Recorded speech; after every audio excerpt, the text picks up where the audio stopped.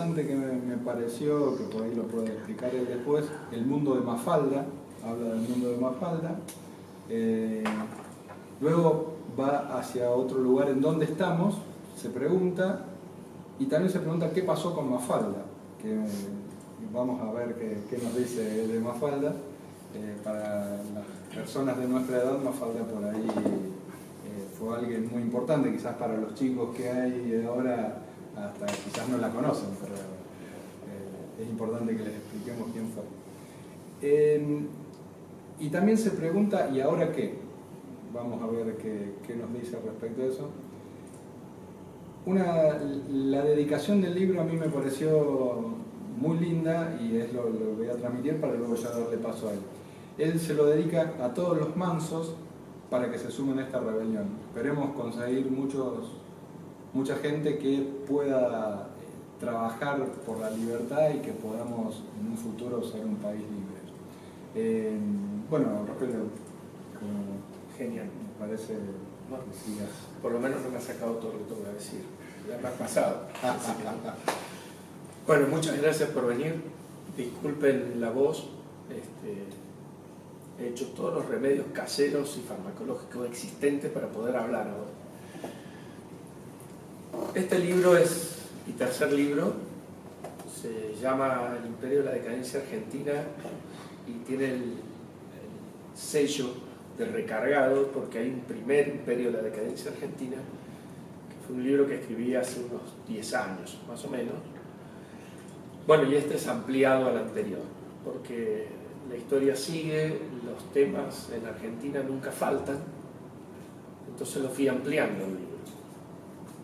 Hay un libro de Juan Carlos de Pablo, un economista que lo escribió a los 200 años de Argentina, que se llama 200 años de historia argentina, nunca un momento aburrido, y es así, no nos ha faltado.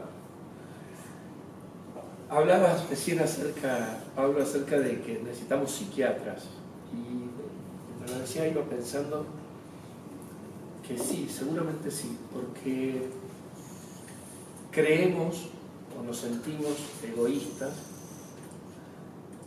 que tenemos ego, y en realidad no tenemos ego porque no nos sentimos individuos, sino somos parte de una masa. Hemos perdido nuestra capacidad de ser seres independientes. Entonces, si todos hacen una cosa, yo tengo que hacer eso para ser parte de ese grupo. Y gritar y saltar y ponerme delante de los otros, pero siempre de ese lado. Ahora, si tengo que decir lo que yo pienso de verdad, aquellos que piensan, que lamentablemente cada vez son menos, no se animan y no participan y no hacen porque el que dirán, porque es políticamente incorrecto. Entonces creo que sí, que necesitamos psiquiatras que empiecen a despejar y a decir, vos tenés tu derecho a ser vos, a pensar y a decir cosas que no correspondan para el resto, que sean diferentes. Así que un punto nuevo para agregar a lo que uno sale a charlar. Hay una autora, no sé si la conocen, Ayn Rand,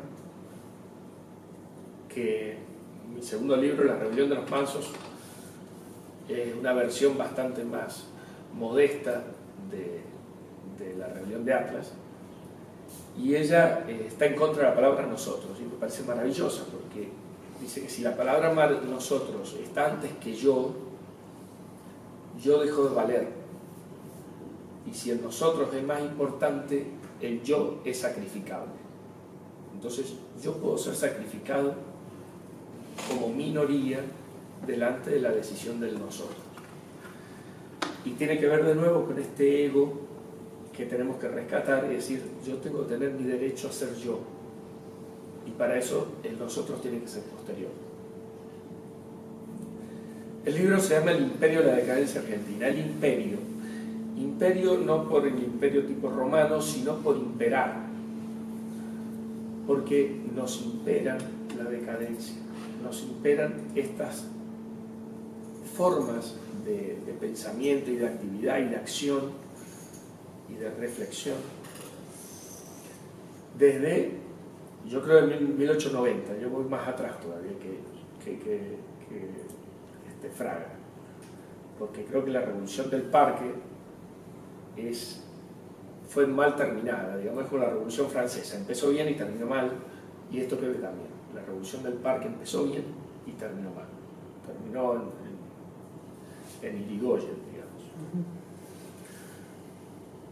Entonces desde entonces nos van imperando, y cada vez más, las escuelas, las universidades, los colegios primarios incluso, de a poco se va sembrando la semilla de lo que es. Yo tengo 2 chicos, una nena que no es nena, tiene 20, y uno tiene 16, y estaba ayudándolo con una tarea del negocio de las guerras, que es un tema debatible, interesante. Bueno, en medio del video que estaban teniendo que ver los chicos, hablaba del heteropatriarcado que tenía que tiene que ver con el negocio de la guerra. O sea, hay una imposición continua de temas y de posturas que si uno se opone, está en contra, es desde un nazi en adelante. Ya gorila no se usa, así que ahora es nazi. Entonces, permanentemente nos están queriendo imponer, están queriendo hacer imperar este tipo de ideas que lo único que hacen es esclavizarnos. Y decadencia, porque para decaer primero hay que haber estado arriba, y Argentina lo estuvo. Bien dijo Pablo de que éramos, en el 63 se terminó de unificar el país, que pasó a ser la República Argentina, antes era la Confederación Argentina y Buenos Aires separada, se unió, y del 63 al 97 pasamos a ser el país con mayor ingreso per cápita del mundo, 30 años. En 1810 Argentina era nada, al final del mundo venía un barco de registro de España para comerciar cada 6 meses, no valíamos la pena. Del 10 al 97 son 87 años, pasamos a ser el país con mayor ingreso per cápita del mundo. Con Sarmiento teníamos un 90% de analfabetismo, 2 millones de habitantes. 60 años después teníamos casi un 90% de alfabetismo. Ya tenemos como 14 millones de habitantes. O sea, es difícil dimensionar lo que se hizo. Entonces llegamos a hacer mucho, y en los últimos 100 años, para atrás. Entonces, indudablemente algo estamos haciendo mal. Algo estamos haciendo mal. Y una de las cosas que creo que estamos haciendo mal es que antes nuestros abuelos, y hablo abuelos no solo en el sentido estricto, sino metafórico, se comprometían, formaban parte y tenían actitud para. Tenían un compromiso social, cívico, más que social. Tenían un compromiso cívico, que hoy no tenemos. Porque no alcanza con ir a votar o hacer un tweet o una imagen en Instagram. El trabajo debe ser continuo. Antes nuestros abuelos estaban en los centros vecinales, en los clubes barriales, en las bibliotecas. Permanentemente estaban intentando educar al soberano, que ya lo tenemos desde hace 150 años al lema, y hay que educar al soberano. Y educar al soberano es continuamente en todos los espacios que se puedan. Las instituciones intermedias desaparecieron o fueron entregadas a gente que piensa distinto. Las ONG son unas nuevas instituciones intermedias que hay de todo, ¿cierto? Pero que son pocas las que tienen un lineamiento que sea instructivo. En general son de calidad. Y las fundaciones, que son el otro arma, no son muy seductoras. Entonces, porque la fundación, ¿qué hace? Tienen que venir a mí. Y no, hay que hacer al revés. Hay que ir como iban nuestros abuelos, iban al club. No esperaban que vinieran del club. Tenemos que hacer lo mismo. Tenemos que volver a tomar participación. Porque ser un actor de reparto, o sea, ver la foto en Instagram y ponerle un corazoncito, que es ser actor de reparto, en las películas los actores de reparto mueren. Los que se salvan son los protagonistas. Si no somos protagonistas, nos va a pasar como en Hollywood. Tarde o temprano. Y no nos salvamos si no nos ponemos al frente, si no la peleamos. Y la pelea no es por la democracia, porque hay que no redefinir, volver a entender las definiciones o los conceptos, poniéndolos en su lugar. Gracias. La democracia per se no es importante. Lo importante es la república, porque la institución que vale es la república. La democracia es una forma de llegar a la república. Hay monarquías que han sido más respetuosas de las libertades individuales y de los derechos que democracias. Es más, algunas se llaman democracias. Cuba dice que es una democracia, porque tiene elecciones. O sea, la democracia per se no nos asegura nada. Lo que sí nos asegura los derechos individuales es la república, porque es una institución. Y esa institución debe velar por el respeto, como dice Alberto Venegas Lynch, hijo, el respeto irrestricto del proyecto de vida de cada uno. Y ese debe ser nuestro meta. Hay que sacar la palabra democracia del lenguaje o del tema de discusión y hay que reinstalar el tema de la república. Incluso la democracia, como mayorías, que así se mide, mañana decimos, bueno, ok, nosotros somos mayoría acá no hay ningún pelirrojo, ¿cierto? Bueno, vamos a meter en los campos de concentración a los pelirrojos, total somos mayoría. Y sería muy democrático, pero no sería republicano. Por eso hay que cambiar ese paradigma, esa idea. Yendo un poco al libro, como bien decía Pablo, tiene 3 partes. La primera parte es de historia, son 15 páginas, 20 páginas a lo sumo, hago un raconto muy escueto, sin fechas, sin nombres propios, algunos que otros habrá, pero en general no. Lo que intento es hacer un análisis conceptual de las cosas que fueron pasando, desde los aborígenes, que no son, como les gusta decir, volviendo a las palabras que le dicen pueblos originarios, cuál es otra barbaridad lingüística, porque primero, no son originarios de acá, todos somos originarios de África, así que indudablemente no son originarios. Y si decimos que los tehuelches han sido originarios, antes de ellos hubieron otros. O sea, pero bueno, los aborígenes, desde entonces en adelante, haciendo un recorrido acerca de nuestra historia, viendo los movimientos de ideas y de trabajo que existieron. Y el movimiento de ideas es fundamental, porque antes de la batalla política, antes de que una idea se implemente, tiene que existir esa idea. Por eso es importante recuperar la palabra y volver a modificar las ideas, que las hemos perdido de los últimos 100 años. Termino con Mafalda. Mafalda, para mí es un trabajo sociológico, no es cuento, no es chistes. Realmente es fantástico. Lo que hizo Quino describiendo la sociedad argentina y distintas personalidades es increíble. Y para conectar con el segundo capítulo, que es el capítulo en el que analizo el hoy, me dije cómo puedo hacer para vincularlos. Entonces me imaginé los personajes de Mafalda, que mayoritariamente eran niños, que eran más o menos contemporáneos a mi persona, hoy.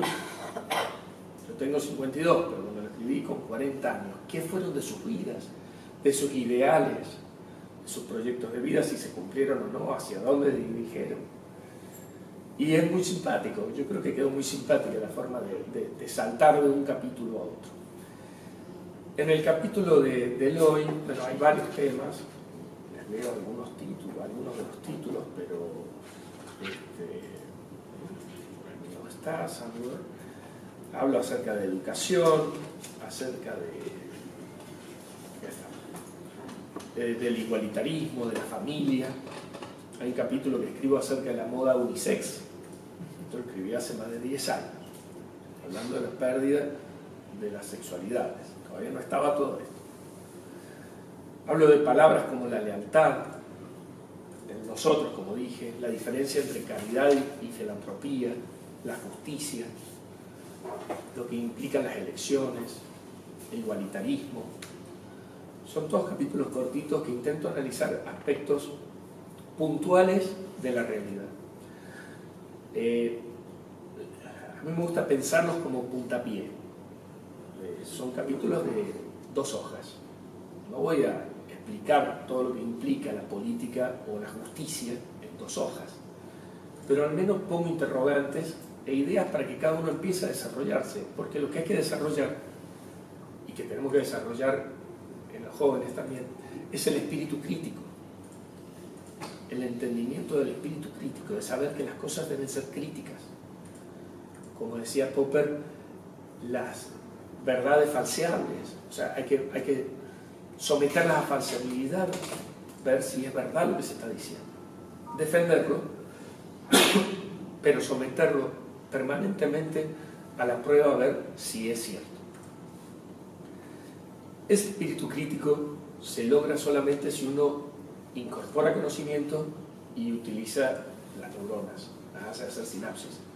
Si no, si lo único que va a hacer es repetir consignas o limitarse a leer 250 caracteres, no se alcanza. Entonces es fundamental ese trabajo. Y ese trabajo nos va a alejar del sentido común. Por ejemplo, otra cosa, el sentido común está bárbaro. José Ingenieros, el hombre mediocre, hace una definición que me parece muy interesante, que está en contra del sentido común.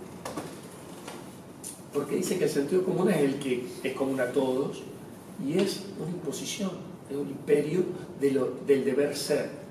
Él cree en el buen sentido, que es individual, diciendo que era socialistoide, digamos, era un socialista distinto a los de ahora. Pero él recupera el valor del individuo de nuevo como centro necesario de un espíritu crítico para decir las cosas y no someterse a lo que el sentido común a todos nos lleva.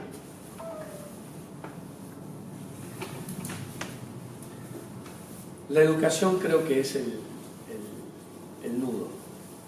La educación no solamente en las escuelas, sino en la calle, en fundaciones que han tenido tan buena actitud como bases para armar este espacio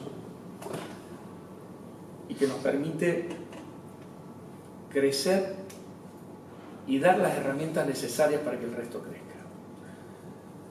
¿Cómo se crece? Como dijimos, con espíritu crítico. ¿Y eso qué es? El amor a la verdad, el amor al conocimiento, lo que es, a la filosofía, que hoy parece ser una palabra perdida y muerta. En todo ese tema de la filosofía y de la educación, las TICs, que son las técnicas y estrategias de la comunicación, han llegado a un nivel superlativo que realmente el que no las usa y el que no aprende o no emite opinión personal y no copiada es porque no quiere.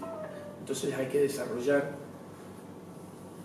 ese espíritu de querer ser un individuo y creer en lo que uno dice y difundirlo.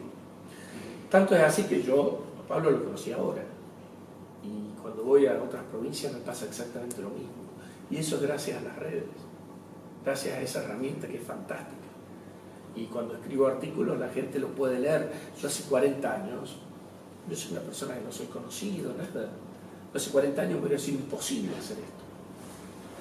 Me hubiera sido imposible.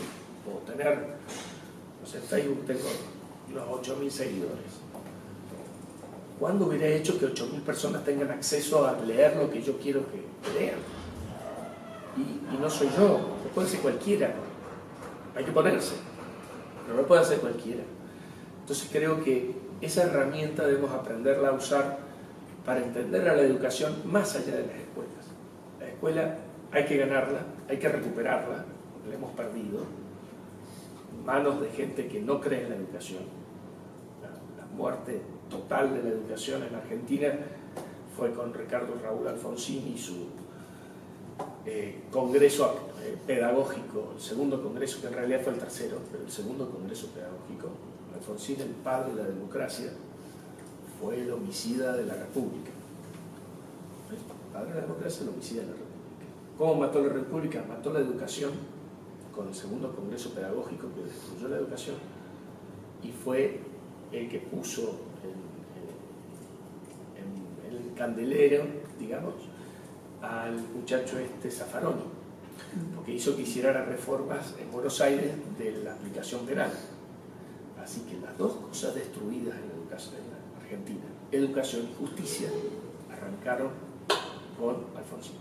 Si a eso le sumamos que puso las cajas PAN, que es el inicio de los subsidios, porque cada uno que va subiendo quiere hacer más, ¿cierto? Pero el inicio es ese.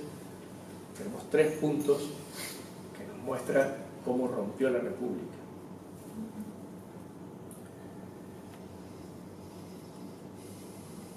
¿Cuál es la idea del liberalismo? Es el valor del individuo por sobre todo. Y al respecto hay una escuela de psiquiatría que es opuesta, prácticamente opuesta al freudismo, a Freud. Freud nos lleva para el otro lado, que es la Gestalt. Jung se llamaba el padre, digamos.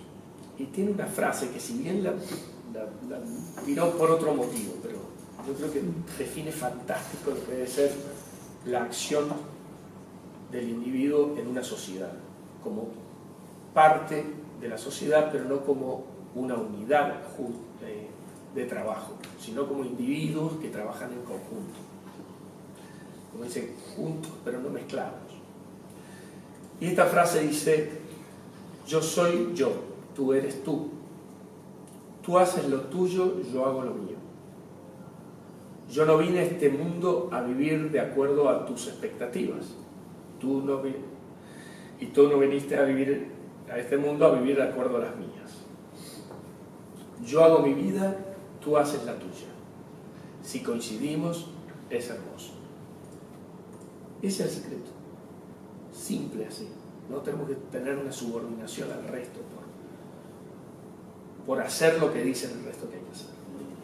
Y la tercera parte del libro, que es un decálogo, ahora que estamos hablando de decálogo, lo escribí yo antes del decálogo, un decálogo acerca de qué habría, se llama el capítulo "y ahora qué habría que hacer en Argentina". Y como antes dije que no era ni filósofo ni sociólogo, tampoco soy político, pero era decir, a ver, ¿qué es lo lógico? O sea, a ver, ¿en qué nos tenemos que poner de acuerdo?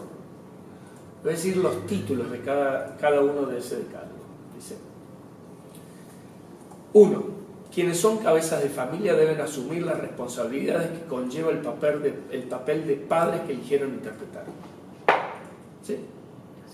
Los chicos hoy son huérfanos y pretendemos que la escuela que el Estado le dé la educación, la salud, que nos diga qué pautas, que nos diga cómo tienen que educarse sexualmente, porque ya no podemos decidir cómo queremos que educarnos en la sexualidad. 2. Hay que recuperar la escuela destruida. La tasa de deserción que tenemos, 50% de deserción, 2 de cada 10 chicos terminan el primario. El tercer punto: debemos recuperar la armonía en la convivencia cotidiana de los argentinos. El índice de violencia que tenemos entre los honestos, digamos, que no decimos toda la línea de improperios que se nos ocurre cuando estamos en un cruce de calle, o el que se cuela en una fila, hasta el que nos asalta, como un motochorro que va y paga 100 pesos de approbation y sale. O el médico que ha sido ahora juzgado, que va a ser juzgado por no haber llevado adelante un aborto, mientras que el violador está libre. O sea, hay cosas que están mal y indudablemente. Y eso tiene que ver con la violencia que vivimos. Punto 4. Terminar con las prácticas corporativas en todos los órdenes de la vida en sociedad. Volvemos a decir, son nosotros. Y esos nosotros nos llevan a ser esclavos de ellos a los individuos. Las corporaciones, cuando priman sobre el individuo, sirven para destruirlo. Nada más. 5. Lograr una mejor distribución demográfica y económica dentro de nuestra Argentina. Como quieren y necesitan tener a todas las ovejas juntas dentro del corral, el corral se llama Buenos Aires y conurbano. Entonces, todo va ahí, subsidios, precios, cosas, todo lindo para que estén las ovejitas ahí en el corral y poder manejarlos. Mientras el resto de la Argentina está absolutamente desocupado. Rivadavia, presidente que es muy criticado, y yo creo que injustamente en muchas cosas criticado, ha cometido errores, por supuesto, pero me parece que son muchos digitados para sacarle importancia a sus cosas. Por ejemplo, el préstamo que pidió. El préstamo que pidió, que había sido para hacer un puerto, y creo que eran las cloacas o el agua, no me acuerdo, pero un par de cosas. Y que no lo gastó para eso. Claro que no, estamos en guerra. O sea, no te vas a poner a hacer el puerto, que sería fantástico cuando estás peleando o estás dándole plata a San Martín para que termine de hacer las campañas, o a Bolívar, lo que sea, y todas las luchas intestinas que había. Entonces, no, no interpretar lo que pasó. Las enfiteusis, que fue repartir tierras para que se empezase a producir, porque eran tierras vírgenes. Se hizo mal después porque se armaron grandes terratenientes y demás, porque se compraron, pero el concepto estaría bárbaro aplicarlo hoy. ¿Por qué no agarrar a toda la gente que por ahí no encuentra la posibilidad?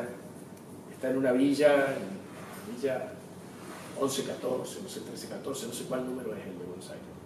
Si bueno, el que realmente quiere trabajar, mire, le vamos a dar préstamos de arrendamiento, ¿no? Préstamo de arrendamiento con asesores del INTE y demás, en San Luis. Va a tener esta parcela, va a tener agua, nosotros le vamos a enseñar a plantar, usted va a plantar y nos va a dar un porcentaje. Argentina está el 50% de su mercado. Entonces, hay opciones para hacer cosas que no se hacen porque conviene que las ovejas estén todas juntitas. Bueno, después, consensuar y definir políticas de Estado que vayan más allá de la dedicado a cumplir sus obligaciones y que se incluya menos en aquello que le es ajeno. Volvemos al ejemplo de la ESI. A mí ¿qué tiene que venir a decirme el Estado que le tengo que enseñar yo a mí? Tenemos más de 60.000 regulaciones que molestan en la vida cotidiana. Todo eso tiene que terminarse. Alberti puso 4 puntos. Hay 2 que sí, son sí o sí, seguridad y justicia. Por lo menos en los liberales, que no somos anarcocapitalistas, creemos que esos 2 puntos, hoy por hoy en la sociedad como es, hay que tenerlos. Y le agregó educación y salud, porque no tenemos suficiente capacidad todavía para hacerlo como deberíamos hacerlo cada uno. Quizás algún día sí, pero hoy por hoy, y con esos puntos, que si hiciese cargo el gobierno, listo, el resto, chao, fuera. ¿Para qué tenemos que tener una aerolínea? Porque incluso hablan de defender, los que defienden la aerolínea, de defender, porque puede volar uno que no volaba nunca, no está barato, claro, pero ese boleto subsidiado lo está pagando uno que vive en medio de la sierra en Córdoba, que no tiene agua potable, que no, la escuela le queda al chico a 10 kilómetros, y con su impuesto está pagando para que otro viaje. O sea, delirio, injusto, o sea, absolutamente injusto. Entonces, si lográsemos entender esas cosas y que hay que hacer 4 puntos, y nada más que 4 puntos, y ponernos de acuerdo con eso, cambiaría mucho las cosas. El 8, debemos rescatar las instituciones que son expresión tangible de nuestra argentinidad. Tenemos valores los argentinos propios. si bien yo no creo que la tradición tenga que ser una cuestión cerrada, porque creo en el multiculturalismo no impuesto, sino por absorción de las cosas de otro, pero nuestros valores propios y nuestra identidad, que como individuo también, hay que recuperarlos y hay que darles valor a las cosas que tenemos. Hay que consolidar el sistema republicano de división de poderes. Bueno, eso no ni tengo que hablarles. Y el último punto, la justicia debe asumir el rol que le corresponde, el de ser custodio de los derechos individuales y guardiana de la voluntad cívica de los ciudadanos. Ahora en Córdoba hubieron elecciones. El candidato a intendente no tenía domicilio fijo en Ciudad de Córdoba. Y ganó. Porque la justicia, que responde al gobernador, dijo, no, en realidad hay que contar de los 4 años, de los 4 años. Cumplía los 4 años el 10 de diciembre. Bueno, pero podemos... Nada. O sea, la ley era clarita que no podía ser el poder de Schiaretti, que sacó el 50% de los votos. Le impuso la justicia. Pero en una provincia que no se caracteriza por ser peronista, esa es una provincia que llamó la atención. No era. Hace 16 años. Pero los radicales han hecho lo mismo. Antes lo tuvimos Angelos. Y Angelos también hizo cosas parecidas. Porque el peronismo y el radicalismo no son partidos políticos, son movimientos políticos que han nacido como reacción a un hecho. Dijimos, la revolución del Parque en 1890, que el origen del radicalismo tiene que ver a un Juárez Selman que entre tránsfuga, trasnochador e inútil había hecho mucho desastre y había mantenido un poder cerrado que había empezado a quererse, la gente empezó a querer participar. Antes no participaba. ¿Por qué? Porque el 90% eran analfabetos y no había casi migración, no llegamos a 2 millones de habitantes. Empieza a venir más gente, más analfabeta, y empieza a querer entrar al poder político. ¿Cierto? Que antes era vedado. Bueno, el poder político no lo quería abrir tampoco. Y ahí viene la revolución del Parque. Cuando pasó ese evento, cuando se hizo la ley Juárez-Selman, dejó de tener sentido la existencia del radicalismo como ese movimiento originario y terminan moviéndose en cualquier espacio porque no tienen una identidad ideológica. En un radicalismo encontramos un Alfonsín, socialdemócrata, y un de la Rúa, conservador. ¿Sí? Y el peronismo pasa lo mismo. El peronismo nace como una nueva etapa, digamos, la clase que estaba más, clase, no me gusta decir clase. Los sectores económicos más relegados y que no tenían participación los empieza a hacer participar en la vida política. Una vez que logra eso, o que eso se logra, el peronismo también te deja de tener sentido. Y en el peronismo tenemos un Menem y una Cristina. Déjame decirte que un mismo Perón, con diferentes ideologías en diferentes gobiernos. Sí, lo que pasa es que eran lo más pragmático. Perón decía, al chofer le decía, usted ponga línea a la derecha y doble a la izquierda. Y él se hacía, se manejaba como quería. Él era el rey de las contradicciones y de lo ambiguo. Les recomiendo un libro de Joseph Page, se llama Perón. Es brillante, sobre todo el primer tomo es brillante. Y el primer capítulo, o el segundo, que hace una descripción del argentino, chapó, increíble, increíble. Así que eso es lo que pasa con las provincias peronistas o radicales. En realidad son lo mismo, porque son movimientos que cambiaron de banderita, nada más. A tal punto que Cristina en su primer gobierno tuvo un vicepresidente radical. Son lo mismo. Bueno, ahora sí, voy terminando. Hay 3 frases de contextos distintos que me gustan mucho. Una de mi coterráneo, yo soy sanjuanino, de don Domingo Faustino Sarmiento, que decía: escribo como medio y arma de combate, que combatir es realizar el pensamiento. Por eso yo escribo. escribo artículos, y escribo libros a mi costo, porque verdaderamente esto es un trabajo de enano que reditúa la satisfacción de tenerlo y de hacerlo y de verlo publicado. No voy a plantar un libro porque ya tengo hijos. Escribo un libro, si planto un árbol, se acabó. Entonces, no, eso lo voy a guardar. Pero es fundamental, ya sea escribiendo libros, escribiendo blogs, o hablando, haciendo videos, que hagamos eso. Sarmiento no hacía videos, no tenía la posibilidad, pero el concepto es el mismo. El escribir, que era lo que podía hacer, o el hacer videos, o el hacer charlas, o lo que sea, es realizar el pensamiento.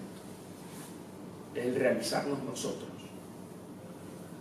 La segunda frase es de una película que en realidad es una comedia, pero en medio de la comedia saltó esta frase, me pareció genial. Decía: puedo soportar la derrota, pero no puedo soportar el no dar la batalla. Y eso es igual. Uno puede retirarse con vergüenza si no se animó a enfrentar la batalla. En cambio, si a uno lo derrotaron, bueno, no lo logró. Pero es fundamental dar la batalla. Y la última, la dijo Jefferson, está en su monumento en Washington, y dice: he jurado sobre el altar de Dios hostilidad eterna contra toda forma de tiranía sobre la mente del hombre, del individuo. Y eso también es otra cosa que yo prometo, y que la idea es que cada uno de nosotros lo prometemos, que no demos el brazo a torcer y que peleemos a favor de la persona. Nada más. Muchas gracias.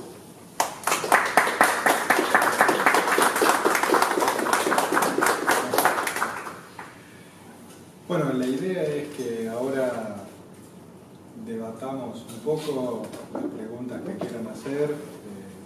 Pueden comenzar.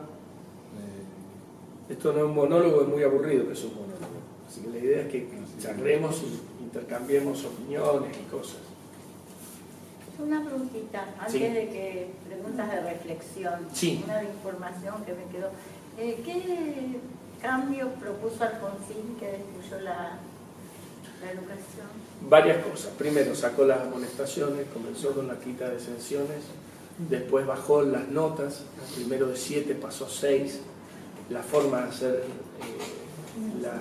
la forma de hacer los exámenes, disminuyó el nivel académico y con su idea de inclusión. Que ahora se profundizó para Bueno, es que el camino arrancó y sigue. Entonces, es la falsa posición de igualdad de oportunidades. Se cambió la idea de excelencia. Claro. Desapareció la excelencia. Sí. En Argentina desapareció la excelencia.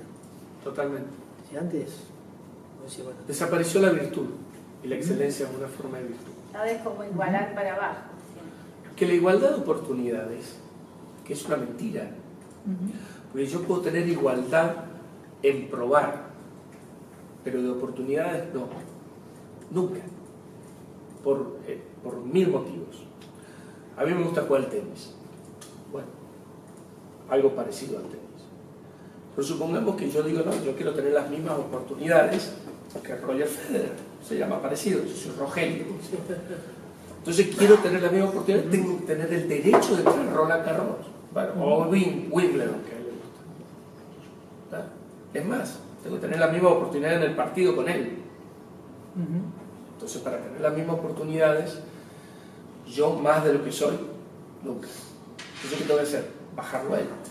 Tengo que vendarle los ojos, atarle una pierna, darle una paleta de ping-pong, y ahí quizás. Eso hicimos. Bajamos las notas, sacamos las amonestaciones, total vale lo mismo. Si vos te portabas bien y tenías el abanderado, dejó de ser el mejor promedio para ser el mejor amigo. ¿Abanderado de qué? yo tuve la oportunidad, yo viví también en Córdoba, y cursé en cuarto año en Ucacha, provincia de Córdoba, y por casualidad en esa localidad estuvo trabajando José María Imaz. Cuando yo escuché lo que él decía de educación, él en ese momento estaba en la actividad privada, no es lo que vino después, digamos. Claro. Nada que ver, es decir, cuando En esa época estábamos, digamos, en dictadura.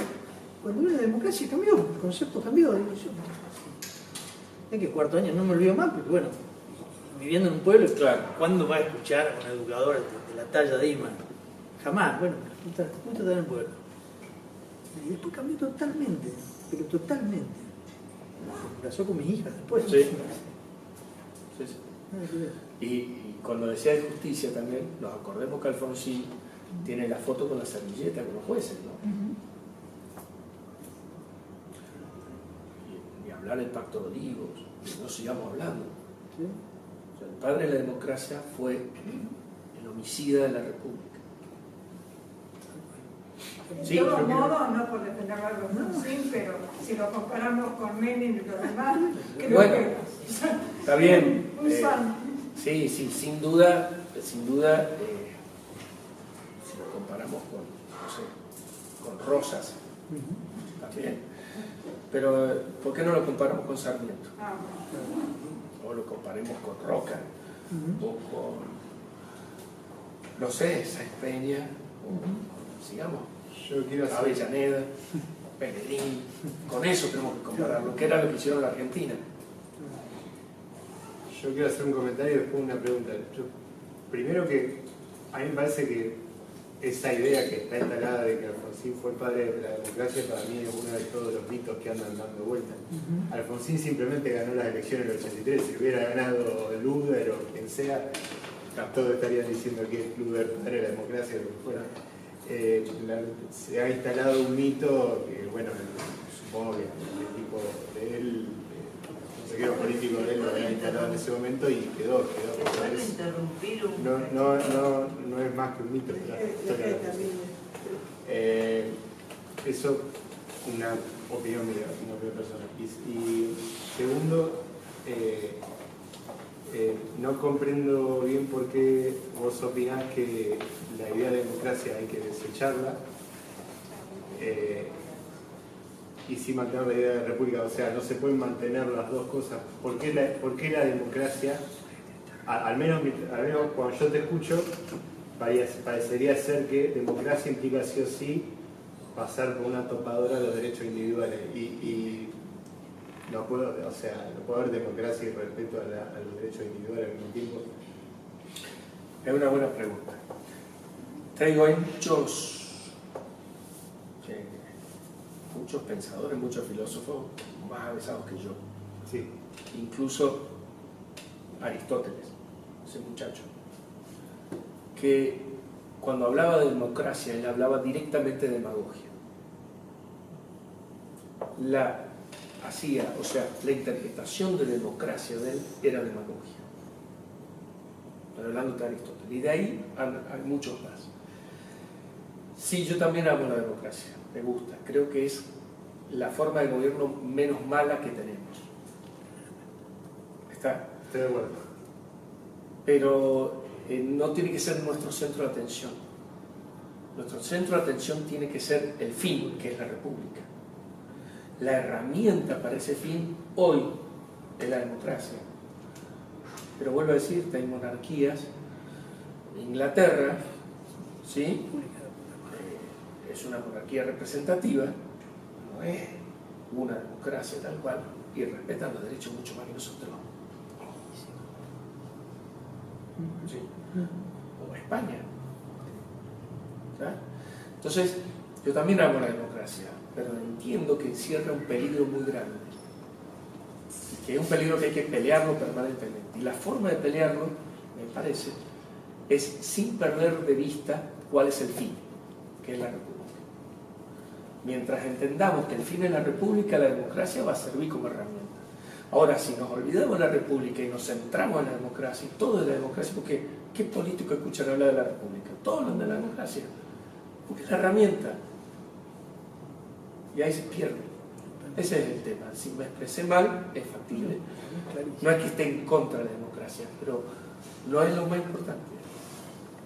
Claro, sí, ahora te comprendo. No es el centro. Te comprendo. De hecho, lo escuchamos varias veces, de votar a ver cómo tomar al Poder Judicial, por medio del voto. O sea, de un poder sobre el otro a través Ahí de la tendrías, democracia. suponete, gana F y F, la cosa, el nuevo contrato. Fíjate la falta de valores, porque yo no entiendo que alguien pueda votarlos de ninguna forma. Pero aparte, cuando Alberto Fernández ha dicho las cosas que dijo, si después están a los besos, pues sí, no tenés principios. No es ni siquiera inmoral, porque no tiene morales, es amoral directamente. Es impresentable. Y democráticamente pueden hacer que vos no tengas derechos. Sí. Quería proponer que levantemos la mano cuando hablen por el señor. Dale. Porque quería preguntar, por ejemplo, ¿cómo harías para convencer a padres peronistas que, bueno, o sea, yo me imagino regalarle el libro a mi mamá, que es la peronista, culmen de la familia, y me gustaría que puedan absorber Es difícil, la información. son muchos años. La batalla de las ideas lleva muchos años y en general se logran ganar o se logran cambiar para adelante y no para atrás. Es muy difícil a una persona que tenga una cultura peronista de 30, 40 años hacer peronista, radical, lo que sea, hacerle cambiar el chip. Es complicado. Lo primero que hay que hacer, a mi parecer, que es lo que yo opté por hacer cuando debato con gente de otros partidos, les pregunto por qué. Al segundo o tercer por qué, ya no saben qué decir. Porque todo lo que conocen o saben son muletillas, estribillos, con quizás una sola pregunta para poder responder después de por qué. ¿Y por qué? ¿Y cómo? Y se acaba. Entonces cuando llegan a ese momento, Que saben que no están firmes con los suyos. que no tienen firmeza, que no tienen fundamentos, es donde uno ahí tiene que atacar. A ver, decir, estoy en contra de la igualdad de oportunidades, así, nada más. Suena horrible y no va a ganar nunca eso. Pero si empezás a analizar, bueno, ¿y qué es la igualdad de oportunidad? O sea, decir, creo en la igualdad de oportunidad. Ajá, ¿y qué es la igualdad de oportunidad? ¿Y cómo lo logras? Llega un punto que se agota solo y se demuestra que es inviable. La misma persona descubre que es inviable. No lo he inventado yo esto. Había un muchacho que se llamaba Sócrates, que es el que lo hizo, ¿cierto? Que hacía, dicen que la mayéutica, pero en la segunda parte, él empezaba con lo irónico. Entonces empezaba a preguntarle hasta que el tipo descubría que no sabía. Y ahí empezaba a hacerle preguntas para que vea que tiene que saber. Pero lo primero que tenía que hacer era acabarle su conocimiento. Hay un libro, no me acuerdo cuál es, que habla de la piedad. Está escrito, Sócrates no escribía, está escrito por Platón, pero Sócrates se encuentra en los tribunales, él iba en calidad de acusado, digamos, una de las tantas veces lo habían acusado, no fue en su juicio final. Y otro que iba a acusar al padre porque había sido impiadoso con el esclavo. Entonces él le pregunta, bueno, ¿y qué es la piedad? Entonces dice, bueno, piedad es ser piadoso con el otro. Sí, bueno, no me estás definiendo que la piedad, me está diciendo, bueno, no es ser bueno, no, me estás dando un ejemplo de ser piadoso. ¿Qué es la piedad? Hasta que llegó un punto que no sabía lo que era la piedad. Bueno, llegamos ahí, ok, vamos ahora para adelante. Es igual. ¿Cómo discuto, cómo intento debatir, no discutir? Porque la discusión son enfrentamientos, el debate es una mezcla. Los ingenieros, de hecho, somos más pragmáticos y vamos por el razonamiento al absurdo. Es lo mismo. Ese es nuestro. Entonces, el punto es hacerle ver hasta dónde lo que está planteando no tiene fundamentos, por más que suene lindo, porque ese es el problema. Es muy empático todo lo que dice. socialismo. Además es empático. ¿A quién no le gustaría que todo el mundo sea rico, que todo el mundo la pase bien y sea sano y feliz? Imposible. Ok, ¿cómo? Ahí está el punto. Así que esa es mi humilde sugerencia. De Sócrates la sugerencia. Pero el problema también con ese tema es que todas esas ideas que sostienen con esa irracionalidad la llaman con un fanatismo muy grande y también lo hacen muy propio de su identidad. Entonces igual cuestionar muchas cosas, ellos tienen que llevar un proceso que las rompe por una estructura que vos decías hace muchos años que sostienen y no es fácil aceptarlo para muchos que las cosas que repitieron, los eslogan y eso que está tan incorporado de golpe puede no ser. También es muy difícil discutir y razonar. Sí. Y debería él mismo llevar la reflexión a su intimidad porque no lo vas a cambiar en una hora de discusión. Para nada. Tiene que estar muy predispuesto también a cuestionarse ellos mismos. Es difícil. La predisposición muchas veces viene también de parte de uno, en el aspecto de intentar sacarle el ataque personal, que es lo que el otro siente. O sea, siente que a uno lo están atacando, pues a nadie le gusta decirle, asumir que está equivocado, que son un che, qué fiero que estás. No le gusta. Entonces más vale decirle, ¿vos crees que estás bien así? ¿Ok? Cambiar la estrategia para que el otro no sienta que es una discusión, sino un debate.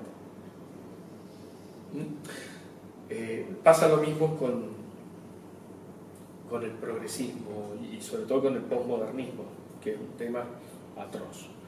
Pero fuera del análisis de la atrocidad, también se escudan en consignas y cuando vos atacás la consigna la personalizan y lo estás atacando a ella. Me pasó hablando con una chica hace un tiempito, entonces que el machismo, qué sé yo, ¿y qué es el machismo? Pero no, me pones en duda, no te pongo en duda, te estoy preguntando para que nos pongamos de acuerdo en qué quiere decir machismo para que lo analicemos, porque sabes qué interpretamos por machismo. Entonces, hay que sacarle la personalización a los temas para abocarlo al mundo de las ideas y desde ese lado empezar a cambiar. Porque si no, el otro se defiende. Es la diferencia que hay entre dogma y doctrina. Todas estas cosas, y sobre todo de los movimientos como el peronismo, el radicalismo, han sido dogmas. Son así. Las verdades de Perón. Punto. ¿Quién era Perón? Así verdades. Pero bueno, las verdades de Perón. Y no se discuten como un dogma religioso. Las doctrinas son posicionamientos ideológicos, filosóficos, firmes, estructurados, que se defienden, pero que están abiertas a refutación. Y esa es la diferencia. Y a ese cambio hay que procurar. Sí, primero que decir una cosa y después te voy a hacer una pregunta. Sí.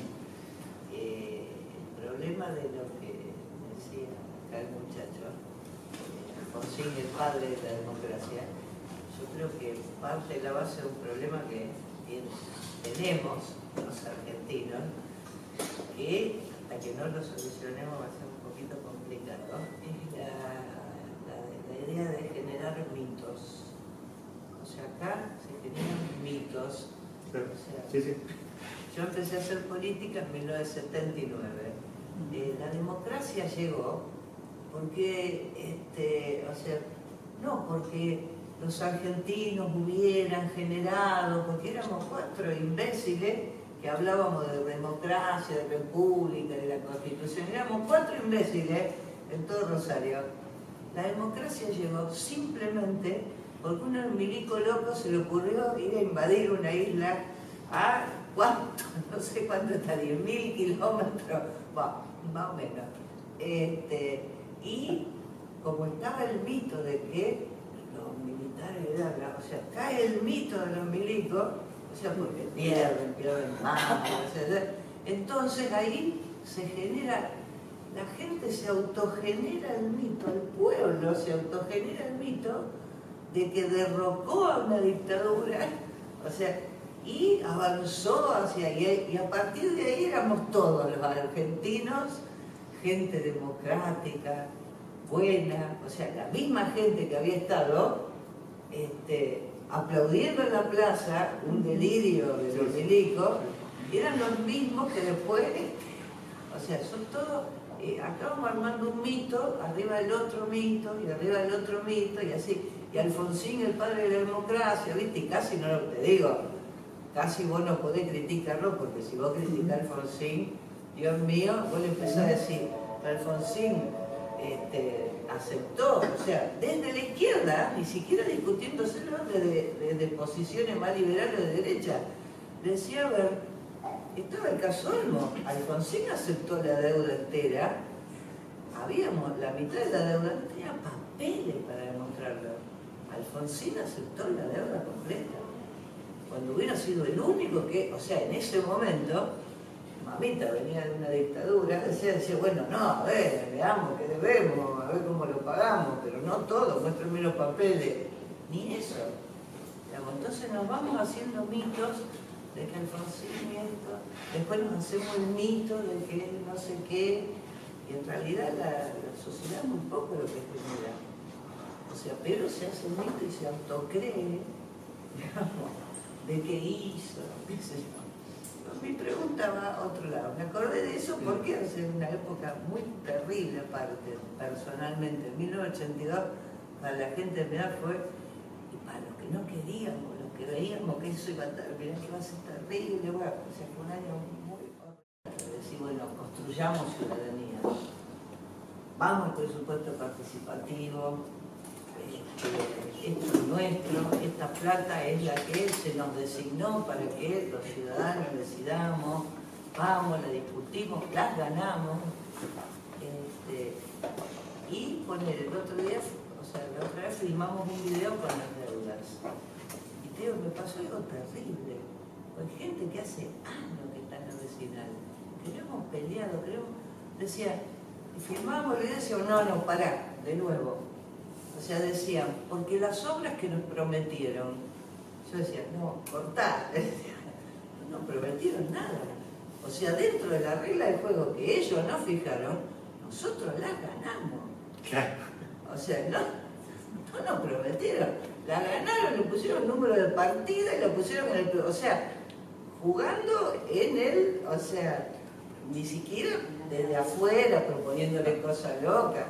O sea, es tan difícil, o sea, que a mí a veces me preocupa, o sea, que haya gente, o sea, yo también cuando tenía 20 años quería que todo fuera rápido y fácil, o sea, bueno, ya ahora esta edad me di cuenta, o sea, es tan difícil, a mí me preocupa enormemente, no sé tu visión, de que no hay mucha gente dispuesta a aceptar que esos cambios profundos y verdaderos llevan mucho tiempo, mucho esfuerzo, quizás no los veamos, igual hay que hacerlo, pero en serio, o sea, sobre todo, no lo tomen como una crítica, desde la rama del liberalismo, o sea, veo que, o sea, dicen, bueno, no, pero hay que, ¿viste? Y vos le decías, hermano, ¿con qué capital humano, o sea, en esta sociedad, ¿vos te parece que puede hacer tal cosa?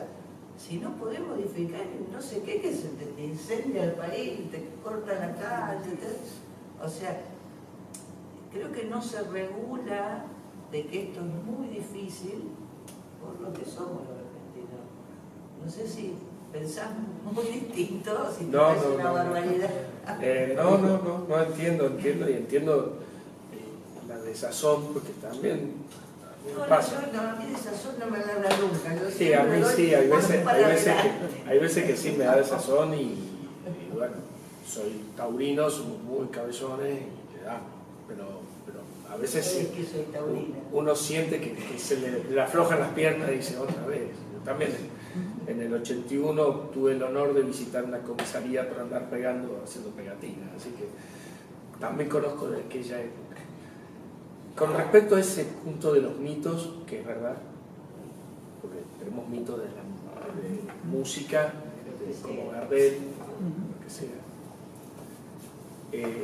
Justamente el artículo que publiqué esta semana se llama Santa Evita, hablando de Eva que la quieren canonizar. Delirante totalmente. Que una persona destacable, disculpe, hay gente, yo no soy peronista para nada, pero le conozco esa figura fuerte, sea lo que sea. pero yo creo que en gran parte el éxito de Perón fue por ella. Pero de todos modos, hacer la santa, ni creo que a ella le hubiera gustado. No, que no resiste ningún análisis. Si la levanten la feminista, es un delirio. Eso es parte de algo que yo me enojé muchísimo. Yo tengo mucha memoria y me enojé muchísimo cuando vino Oriana Falaschi y le hizo un reportaje, en ese momento Galtieri. ¿Y qué dijo Oriana? Ustedes los argentinos son todos unos fascistas. Yo tenía 22, 23 años, no me acuerdo más. Me enojé con Oriana Falaschi. Después de mucho tiempo dije, tenías razón Oriana. Y al día de hoy somos fascistas. Y eso de canonizar a esta mujer o a otra, eso son todas ideas fascistas, es decir, de buscar los mitos, las cosas. Seguimos siendo un pueblo fascista. No sé todavía por qué, porque el fascismo murió hace 50 años en todos lados, 60, y nosotros seguimos siendo fascistas. Más, yo con la gente base, no me escuchen a mí porque yo soy fascista. Yo llegué desde el fascismo, porque pues yo me crié en un país fascista. Entonces a mí las libertades siempre me pegan, me duelen, me joden, las tengo que pensar, las tengo que darme cuenta, pero uno trae, arrastra todo eso y lo va arrastrando. Y toda la sociedad alrededor si uno que está de este lado le cuesta, al otro directamente tiene una mochila y sigue derecho con la mochila. Somos fascistas, es un pueblo fascista. Sí, creo que el tema de los mitos pasa también porque en el fondo, se lo escuché decir a un historiador cordobés que se llama Prudencio Augusto Argañarás, muy interesante, y creo que tiene razón, en el fondo somos monárquicos. O sea, queremos seguir teniendo un papá que nos diga qué hacer. Y ese papá, si no lo tenemos que crear. Y es así que tenemos irigoyenismo, peronismo, alfonsinismo, menemismo, cristinismo. Alguno que sea idea y no sea persona. Son todas personas. Y entonces pasamos de querer tener la razón de mi vida a sinceramente en la escuela. ¿Sí? Que es un remake, digamos, una nueva versión de Razón de mi vida propuesta en la escuela por Maranel, que lo propuso. ¿Sí? Pocas cosas tienen menos imagen de educador que él, ¿no? Podrá ser maestro, que creo que no lo es, pero de educador, con pelo largo, mugriento y demás, no tiene nada de cosas. Entonces creo que por ese lado vienen los mitos. Creo que en el fondo seguimos siendo monárquicos y necesitamos un papá que nos diga qué hacer. No tenemos responsabilidad. Y, perdón, la pregunta que se me fue era... de la posibilidad si se puede cambiar o no. Justamente hablaba con Pablo y le decía... Yo creo que se puede cambiar. Sí. Lo que veo es que hay una tendencia dentro de los sectores que queremos cambiar a pensar que va a ser fácil, que va a ser rápido. No, fácil nunca. Y que si no lo sé ni fácil ni rápido está mal y bueno. Bueno, es uno de los errores que creo que se cometen y se han cometido del lado del liberalismo a lo largo de los últimos 50 años, 60 años. Querer encontrar atajos. Creo que no es algo nuevo. Te voy a nombrar los atajos que fracasaron del liberalismo y que nos hicieron como el juego de la Oscar, 3 pasos para atrás y empezar de nuevo. Frondizi, Alzogaray lo rescata, le da un besito en la frente, lo echa, se acabó, chao el liberalismo. Con Menem, de nuevo Alzogaray, más o menos, fuera, lo usó, chao, afuera. ¿Cómo se llama? Con De la Ruina, López Murphy. Fue, lo pusieron ahí, lo quemaron en la pira, una semana, fuera. Ha empezado de nuevo. Hemos querido buscar siempre atajos que nos han costado todo. Y tuve la posibilidad de hablar con expertos cuando lo llevamos a Córdoba, decía lo mismo, el miedo de que vuelvan a querer atajos. O sea, esto no es para hoy. O sea, el liberalismo no va a ganar en política ya. Es necesario que exista un partido liberal para tener una referencia y ver hacia dónde va encaminado votos. Pero no es el inicio, tiene que ser cultural. Y la gran ventaja que hay hoy, que no ha habido en mucho tiempo, mucho tiempo. Nosotros, los generación X, los que vivimos en la época de la dictadura y demás, los gobiernos en general de todo el mundo y sobre todo de Sudamérica eran todos militares, que serían de derecha, por decirlo de una forma. Entonces los jóvenes, ser rebeldes era ser guevarista. Otro mito. Totalmente, absolutamente.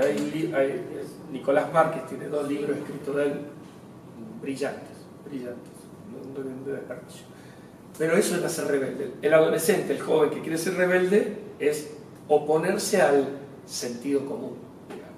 El sentido común era ser, o lo que primaba eran las dictaduras de derecha y demás. Entonces, ¿cómo ser rebelde? Soy guevarista. Bueno, hoy los gobiernos son guevaristas. ¿Cómo son rebeldes? Siendo libertarios. Y yo le digo, justamente le comentaba Pablo, en Fundación Liberal tenemos 6 meses de existencia. Recién empezamos. Tenemos 5 charlas programadas. La de Gloria Álvarez la tuvimos que suspender porque fue justo los paros de avión y no hubo forma de hacerla llegar. Pero tuvimos a Echevarne, a López Murphy, a Espert y a Milei, en ese orden. La primera, a Echevarne, un tipo que no es conocido, es el presidente de la Fundación Libertad y Progreso, el fundador. Fueron unas 100 personas. En la de López Murphy, unas 150. Con Espert, que fue la primera paga que hicimos, se pagaba la entrada, fueron 300. Y con Milei fueron 600. El 90% debajo de 30 años. El 90%. Con Espert hubo un chico de 15 años que se paró a hacer una pregunta. 15 años. Dijo, tengo 15 años. Con López Murphy, yo lo había ido a ver 5 o 6 años antes. Éramos 30 en la fundación de un amigo, Carlos Bulto. El pendejo era yo. 5 años después eran 150 y yo era el viejo. Se está produciendo un efecto, tampoco quiere decir que mañana vamos a ganar y vamos a hacer multitud, pero hay un cambio, que hay una semilla que hay que regar. Hay una situación particular, actual, que creo que hay que regarla y alimentarla. En la fundación nosotros tenemos muchos jóvenes, y se acercan jóvenes, no tantos grandes. A tal punto que me pusieron a mí el presidente porque soy viejo. Sí. Una pregunta. ¿Qué piensa de los libertarios? Dijo algo de los libertarios, pero no escuché. Bueno, los libertarios, el origen del nombre, empecemos por el principio, viene porque liberales en Estados Unidos son de izquierda. Entonces, había como que reidentificarse. Dentro del liberalismo hay mucho liberalismo. Tenés desde el liberalismo clásico, de la escuela austríaca, los libertarios, los anarcocapitalistas. Incluso dentro de cada uno hay distintas connotaciones y demás.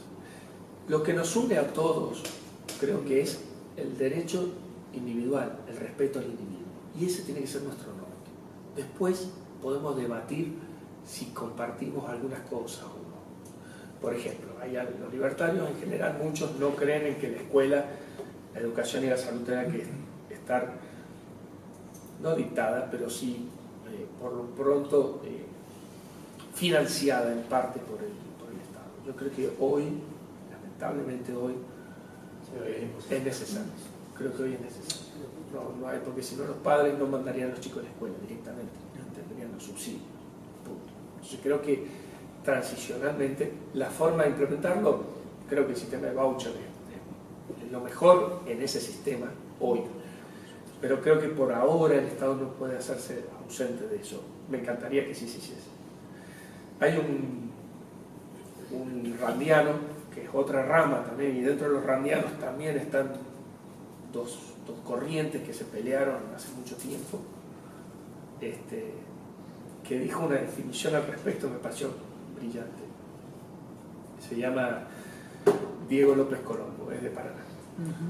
Y decía, a ver, liberales, libertarios, rambianos, todos vamos a Francia. Uno quiere ir a Boulogne-sur-Mer, el otro quiere ir a París. Ok, vamos a Francia, después nos peleamos allá, pero no nos peleemos antes de salir. Y los liberales, libertarios, nos estamos peleando antes de salir. Y eso es lo que tenemos que cambiar. Yo quería agregar un comentario que para mí uno de los principales problemas que tiene Argentina, según mi opinión, es el argentinocentrismo. Argentinocentrismo. ¿Qué quiero decir con esto? Hay casi 200 países en el mundo.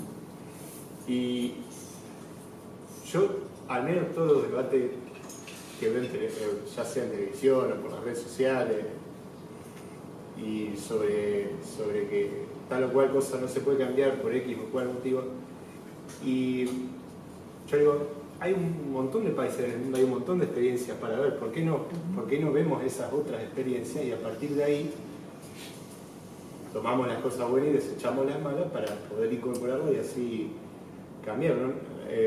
Está muy bien una cosa que vos dijiste, que es muy cierta, que a fines del siglo XIX llegamos a ser el país número 1 en ingresos per cápita en el mundo y hoy estamos muy lejos de lejísimos de esa situación.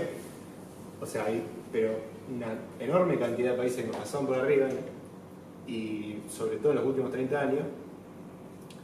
Y a mí me llama la atención cómo es un país tan encerrado en sí mismo. Que esto para mí empieza por el lado de la economía la cosa y después se traslada a lo comunicacional. Pero muchos dicen que Argentina es un país proteccionista. Yo creo que si fuera un país proteccionista el problema sería menos grave. Yo creo que es aislacionista. A mí una cosa que me llamó mucho la atención, por ejemplo, como una anécdota aislada, cuando fueron las elecciones de Brasil, el balotaje de Brasil, ¿no es cierto? Independientemente de la opinión que tenga cada uno de los candidatos que había, más allá de eso, ¿está bien? Es uno de los principales socios comerciales de Argentina. Y a la hora del recuento, y cuando estaban eran las 9 de la noche, que estaban por dar los resultados de lo que iba a pasar en Brasil, que había dos polos muy opuestos, o sea, era un centímetro, no había ninguna... 2/3 de los canales argentinos estaban pasando farándula y 1/3 estaba hablando de política nacional. Yo no sé, me sentía como que estoy en Corea del Norte, ¿dónde estoy? O sea, no puede ser, una cosa que no podía ser. Un país que está al lado, que es nuestro principal socio comercial encima, independientemente de los gustos de cada quien, por lo menos que estén enfocados ahí a ver qué pasa, porque influye sobre nuestro futuro. Y a mí me parece que una cosa que hay que hacer es, digamos, tratar de romper con eso, pasa tal problema en Argentina, ok, veamos qué hicieron esos otros países para resolverlo. Yo, por ejemplo, en las últimas 2 décadas, por ejemplo, una región muy dinámica en términos económicos, al menos dentro de lo que yo puedo ver o analizar, es por ejemplo Europa Oriental. Es impresionante cómo países que hace 30 años estaban en el comunismo, que por suerte en Argentina esa por suerte nunca nos tocó, nos tocaron muchas malas, pero esa por suerte no. Y hoy hay países que salieron de ahí hace 30 años, 25 años, y que ya nos pasan por arriba. Varios de los países bálticos, por ejemplo, República Checa, Eslovaquia, Polonia, que hace 30 años estaban mucho peor que nosotros, claramente mucho peor que nosotros. Y nosotros en 30 años o no avanzamos nada o incluso decaímos un poco, pero más que un poco. Más que un poco. Las Islas Malvinas en cualquier momento nos pasan por arriba. ¿Cómo? Las Lo Islas que hace Malvinas en mucho, cualquier momento nos pasan por arriba. lo que comparan mucho de hace años, porque es cierto que era muy igual una geografía muy parecida con Australia. Ahora totalmente Australia superó a la Argentina, pero en una época hace 40, 50 años. Sí. Bueno, El punto es... Perdón, pero lo viejo. ¿De dónde venía la tecnología en Argentina? ¿Y dónde viene hoy? ¿De dónde viene la tecnología hoy? de Brasil. Y hace 25 años decía Brasil, Brasil no tiene nada. De tecnología venían acá. Nosotros llevábamos tecnología a Brasil o estábamos para y para. Hoy no vienen cosas de Brasil. ¿Cuántos de ustedes tienen, hace mucho que no tienen un producto japonés en la mano? O alemán en la mano. No tenemos nada de tecnológico, no tenemos absolutamente nada. Estamos en la cola del mundo de todo. Los armamos en Tierra del Fuego. Absolutamente de todo. El punto de decir es interesante porque sí, tenemos un egocentrismo de mirarnos al pupo y creernos que debemos ser extraterrestres.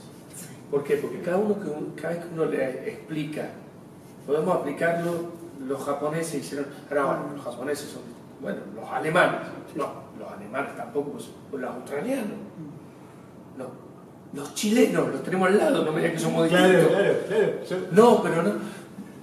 Bueno, que somos extraterrestres. O sea, todo el mundo puede aplicar y va bien. Ahora nosotros no. Bueno, pero no soporta el análisis, es cierto. Es cierto. ¿Puedo contar? Sí. Bueno, un poco siguiendo lo que se hablaba antes de todo lo que implica el cambio cultural y el daño que se ve en las instituciones y demás, con tu análisis y viendo de forma realista y más allá de las expresiones de deseo, ¿cómo te imaginarías un caso hipotético en el que Espert fuera presidente? ¿Qué te imaginas en esta instancia? ¿Qué se podría lograr? ¿Cómo sería la transición? ¿Qué ves? Sí, 2019. Lo que pasa es que más allá de que sea posible, ¿no? Sí, claro, si Espert fuese presidente, podría hacer muchas cosas. ¿Por qué? Yo no sé si lograría todo, pero sí mucho. ¿Por qué? Porque si Espert fuese presidente, quiere decir que lo votó la mitad de la gente. Y que la gente cambió la cabeza. O sea, el punto no es que lo que haga Espert, sino lo que la gente quiera. Ahí está. Porque si Espert gana, supongamos que lo hipnotizaron a todos, lo votaron a Espert y al otro día se despertaron de la hipnosis y dijeron, ¿qué hicimos? ¿Cierto? Podemos ser todos cristinistas y macristas. Espert no podría hacer nada, porque a la primera cosa que propusiesen lo linchan. Entonces, vuelvo a decir, no es decir Espert tiene que ganar ahora. Ojalá ganase. No va a ganar, ojalá ganase. Pero lo que importa es empezar a plantear las cosas. Ya que sea un referente político de una idea y hacer crecer la idea. Porque los políticos, Alberto Venegas Lynch, y todo lo dice muy bien, son comerciantes y su mercadería se la pagan con votos. Entonces, si vos sos votante, yo soy político, y yo te quiero vender la idea, te tiene que gustar para que me pagues. Entonces lo que tengo que hacer es que mi idea sea la misma que la tuya, o sea, que tu idea sea la correcta. Si Espert logra vender su idea, es que la gente está de acuerdo. Entonces sí va a funcionar, si no, no. Sí, yo quería preguntarte si escribiste algo de populismo en el libro este o en algún lado, porque hacer referencia a la izquierda, al socialismo, y para mí ahora el cáncer es el populismo. Sí, son, voy a decir en francés, la misma mierda con distinto olor. ¿Sí? El concepto es el mismo, es el concepto colectivista. Sí, pero uno es más de la dádiva, que es para mí el más actual. Pero el socialismo ¿qué es? El socialismo es decir, todos somos iguales. Sí, para ser iguales te saco a vos que sé para darle al otro. Es dádiva.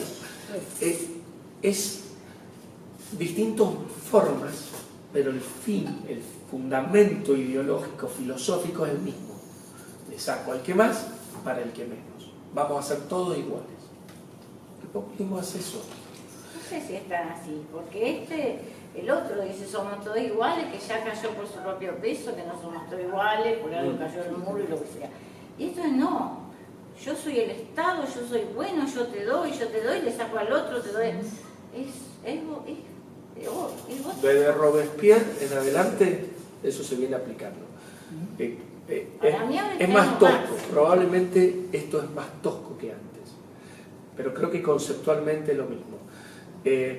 Así específicamente el populismo, tengo algunos escritos, Viste que se artículos. ahora yo Sí, sí. sí, Tengo algunos artículos que lo nombro, lo pero meto. vos lo identificás con la izquierda. Pero directamente. es lo mismo que ha ido mutando con el tiempo. Hay un libro de populismo que lo escribió Gloria Álvarez, que está interesante, está bueno.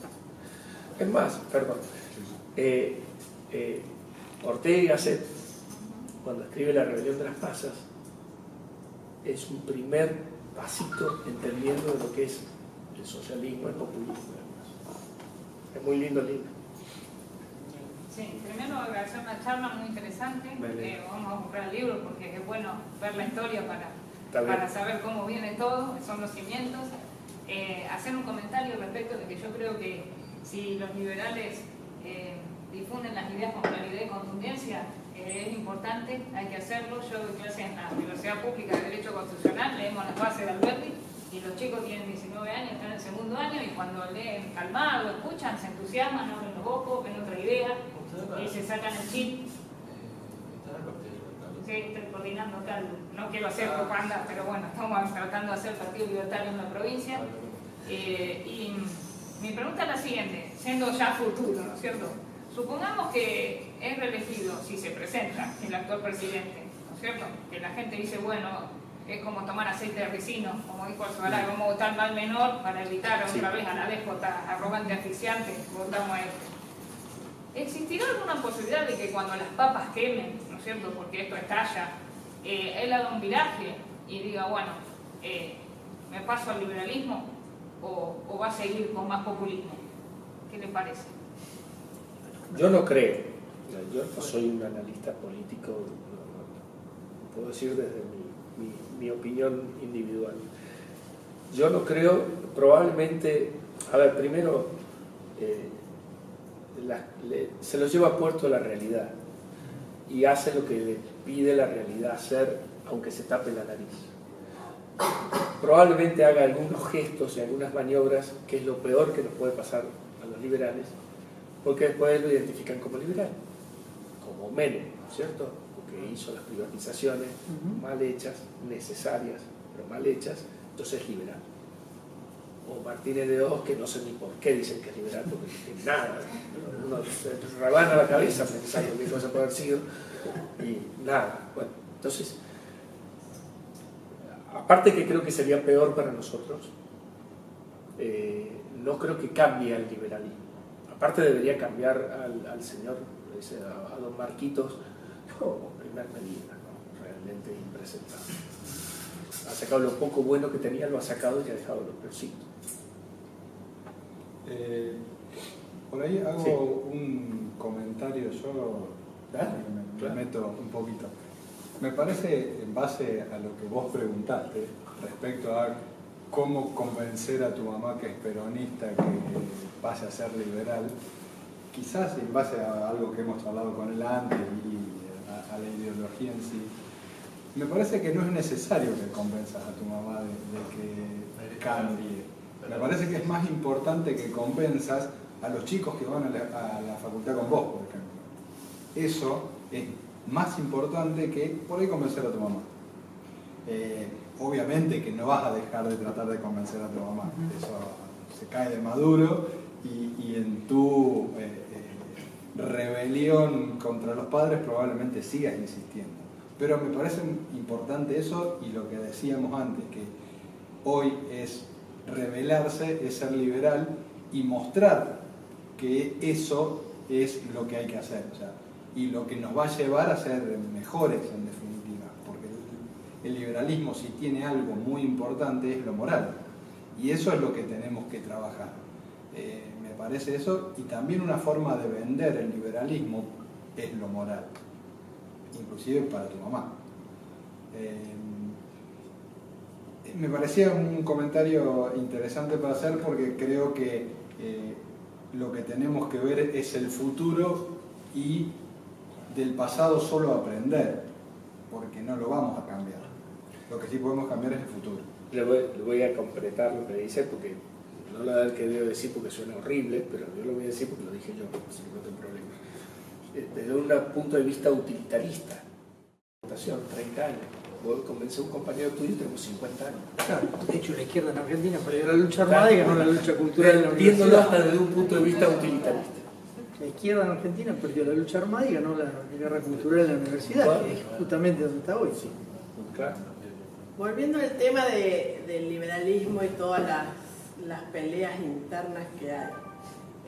Yo creo que bueno, uno de los que ayudó todo a la movida liberal es Javier Milei. ¿Cómo ves estas peleas internas y que bueno, que él salió a decir que no lo apoya Esper y... Sí, pero eso ha cambiado también ahora de nuevo. Ha cambiado, ya lo vamos a ir viendo que ha cambiado. Sí, Sí, yo sí. hasta la semana pasada lo No, escuché no, que sí, decía sí, que... está en eso. El cambio está produciendo. Lo que pasa, Javier Milei ha sido una persona que ha sabido llegar a los jóvenes. Claro.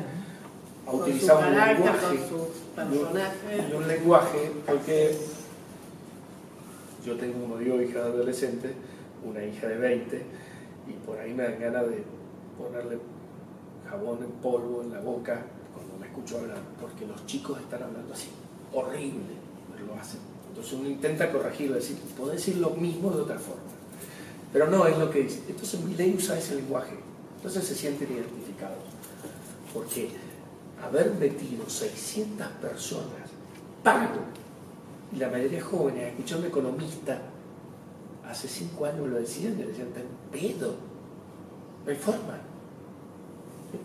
Entonces sí, indudablemente hay un tema de lenguaje.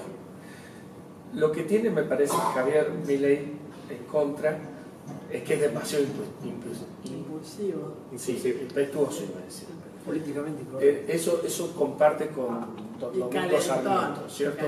Calentón. Y explotan y hablan más Pero rápido de lo que realmente piensan. que explota, menos, me parece que también hace como un personaje. Sí, tiene. Sí y no. Sí y no. No lo conozco tanto en intimidad. Lo poco que he podido tratar, he tenido la suerte de poder tratarlo, y soy, como médico, soy muy observador de las conductas para ver qué hace alguien, y tiene ciertas conductas que hacen mostrar que tiene esa reacción instantánea. Después quizá la corrige o demás, son cuestiones de personalidades, ¿cierto? Pero pasa con las fundaciones, también lo hablamos. No trabajamos unidos y somos 4 pelagatos, adentro de las fundaciones pasa. O sea, yo el otro día dije, ok, si nos vamos a empezar a pelear entre nosotros, me voy. O sea, somos 4, nos vamos a pelear, estamos locos. O sea, bueno, Yo creo que está bueno, perdón. tal vez tiene que ver, en parte, hay vanidades, hay deseos de figurar, hay muchas veces resentimiento por no lograr posicionamientos en la sociedad y se quieren lograr en otros espacios más chicos, un montón de esas cosas. Celos. Y sobre todo eso se basa o está afirmado en el tema que nosotros creemos en las individualidades y no en las subordinaciones. Entonces la izquierda sí cree en subordinaciones. Entonces el líder o los movimientos políticos que creen en líderes, que son como los ejércitos que creen en un general, hacen lo que dice el general y punto. Se acabó. Y la pelea es más o menos para ver si yo llego a ser general, pero hago lo que dice el general. En cambio, los liberales, no. Y si tengo una pequeña diferencia, por eso te digo, explota. ¿Cuál fue el motivo de las peleas de los randianos? Pusieron un ejemplo. ¿Ves con un ejemplo? Pusieron. Hay un auto cerrado con un chico, se está prendiendo fuego el auto. Y al lado hay un auto cerrado con un matafuego adentro. ¿Tengo derecho a romper el vidrio, sacar el matafuego y apagar el auto? Y ahí se dividieron. Los que decían, no, porque no puedo entrar en la propiedad privada. Yo te voy a está muriendo chico. O sea, claro, está bien, pero la propiedad también es un derecho tan fundamental como la vida. Es más, sin la propiedad la vida no existe. Sin la propiedad privada la vida no existe. porque los vamos a llevar al extremo. La comida o el agua que me la han dado, ahora es mi propiedad privada. Supongamos me la quitan, muero de sed. O sea, ante la situación se ve muy claro lo que hay que hacer, pero si uno lo analiza filosóficamente, más allá del hecho puntual, lo analiza filosóficamente, están casi equidistantes de importancia. ¿Sí? Estoy de acuerdo que hay que salvar al chico. Pero fuera de eso entiendo el postulado que se... Y hasta el predominio randiano no se pusieron de acuerdo. Bueno, No sé si el tiempo... ya estamos en tiempo. Me animo a hacer la última preguntita yo. Yo trabajo en área de recursos humanos y considero que una de las mejores o los mejores capacitadores están en las empresas. Y explico por qué considero que están en las empresas. Porque en general, cuando uno entra a un trabajo, no sabe lo que tiene que hacer. Y es extremadamente importante para esa empresa o para cualquier actividad que esa persona esté capacitada. Por lo tanto, en muy corto tiempo se capacita a una persona para hacer una actividad. En relación, hemos hablado mucho de educación y considero que nosotros Argentina se ha hecho grande con gente poco educada, inmigrantes que venían de otros lugares con poca educación, hicieron un país grande y sus hijos educados nos llevaron a una decadencia. Y por una educación digitada por el Estado. Hablaste del Alfonsín y todos los cambios que hubo. ¿Cómo considerás más allá de los vouchers? Yo creo que sería importante que las empresas participen mucho en la educación. ¿Y tenés alguna idea de cómo podría implementarse algo de eso? Yo no lo tengo, Espera que yo sí. Y es extremadamente... Espera que sí. Bueno, mi próximo libro se llama Educación y Generación Z, que es acerca de la nueva generación y la educación. Hay varios puntos. Cuando se hizo grande, como decís, había mucho un sistema de educación que era el conductismo, que básicamente no se le hacía pensar mucho y se le daba mucha formación puntual en algo. Entonces se le daban las herramientas y entonces hacía cero, punto. Los chicos de esos padres que vinieron sin educación no recibieron educación, recibieron instrucción, que no es lo mismo, porque no tuvieron la educación en valores y educación acerca de los principios de las libertades. Sí, mucha instrucción, son abogados, o sea, es incomprensible que un abogado, yo tengo a mi abogado, sea kirchnerista. ¿Sí? Hay motivos.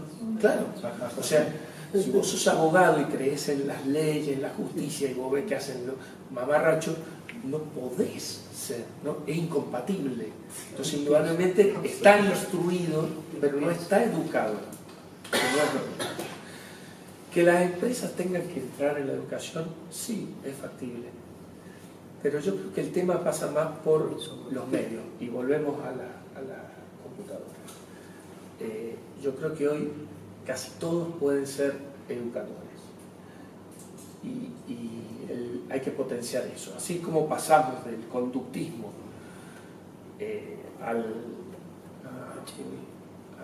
del conductismo a la... no sé, la idea de Piaget.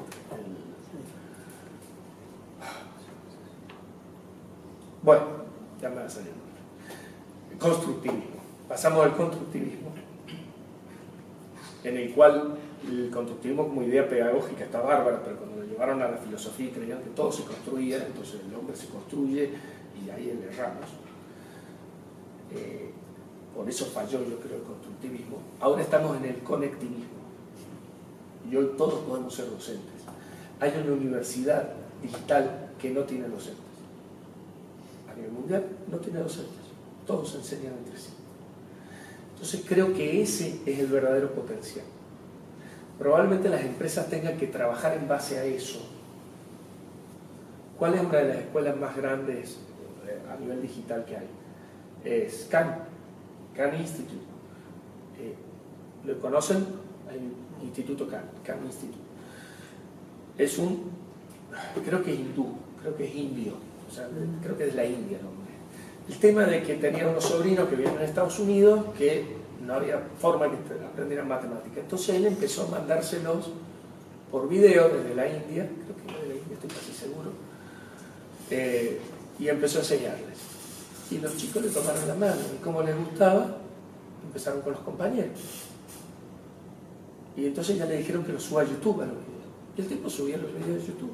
Y de repente lo llamó un señor llamado Bill Gates a agradecerle que gracias a él el hijo estaba entendiendo matemáticas y empezó a financiarlo.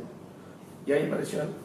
Entonces, esa empresa tomó una idea positiva de las redes y la desarrolló. Creo que pasa por ahí, a mi entender, pasa por ahí la forma.